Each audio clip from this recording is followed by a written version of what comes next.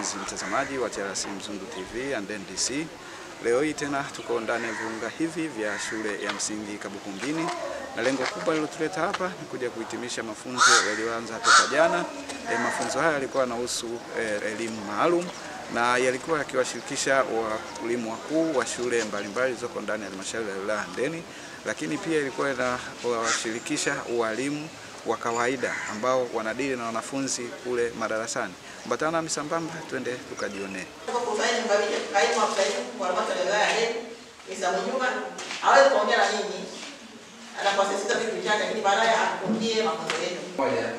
Tushajua mtu huyu ana ulemavu wa akili.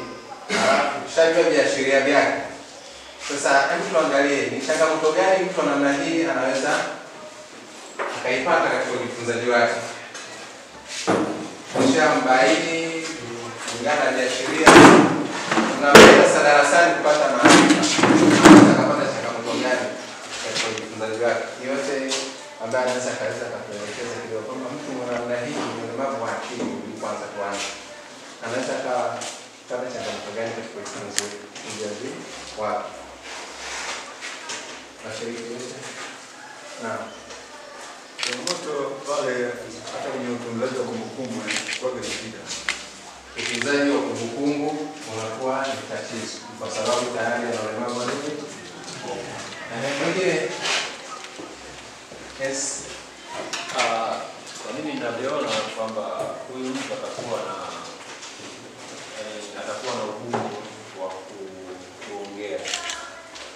Lesi naona kwamba katika ujifunzaji wake utamkaji wa maneno itakuwa na mwenye ugumu au kuunda sentensi au kueleza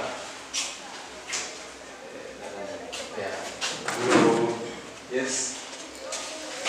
Ni mtu ambaye ana changamoto ya akili, bado upokeaji wake wa kile kinachofundishwa unakuwa hapokei kwa wakati kile ambacho litarajia akipokea kwa wakati ule. Kwa hiyo anahitaji muda wa ziada ili kuongeza pale alipoeleza ili kupokea kwa mwingine. Hapa amenifirisi ndugu kwanza hapo.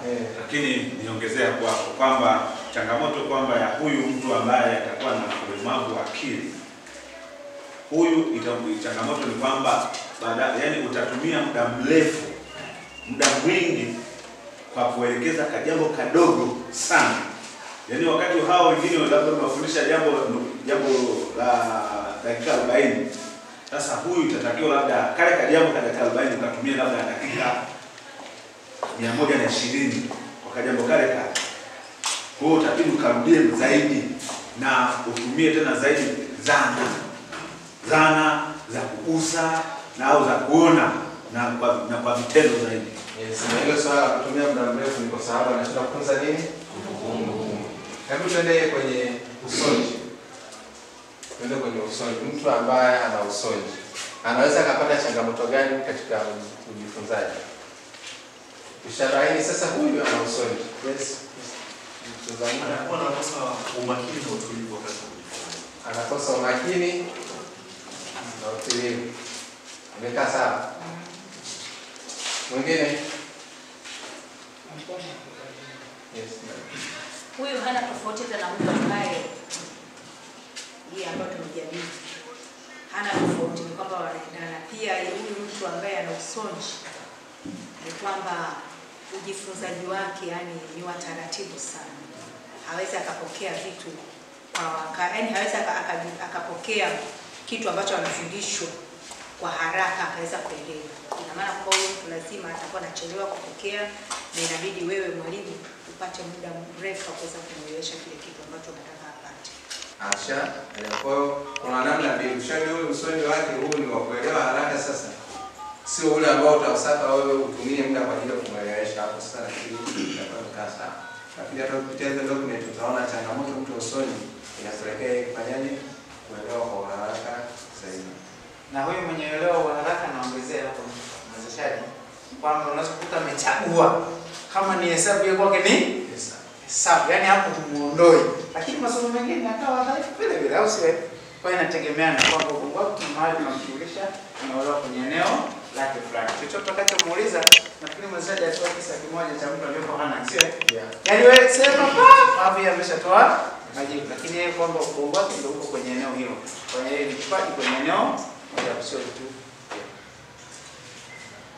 Tumalizie uone, japokuwa siku nyingi tutaendelea muda. Uone, mtu mwenye uone. Haya, hapo natoa sasa kisa kimoja tu hapa ili mnisaidie. Sasa nyinyi mtanisaidia. Mtanisaidia. Mtu mkamkuta anapotembea kisikia kishindo anapiga makofi. Alafu akija hata mwingine anatembea ukakuta kajigonga. Alafu ukimtazama labda mkono wake mmoja huko mbele, unafikiri huyu mtu atakuwa na changamoto gani? Sikia kuna mtu anatembea anapiga makofi. Alafu unakuta kitu kiko mbele yake akajigonga. Alafu na mkono labda anapotembea umekaa mbele. Nafikiri huyo mtu atakuwa na changamoto ya aina gani? Katika zile aina za ulemavu.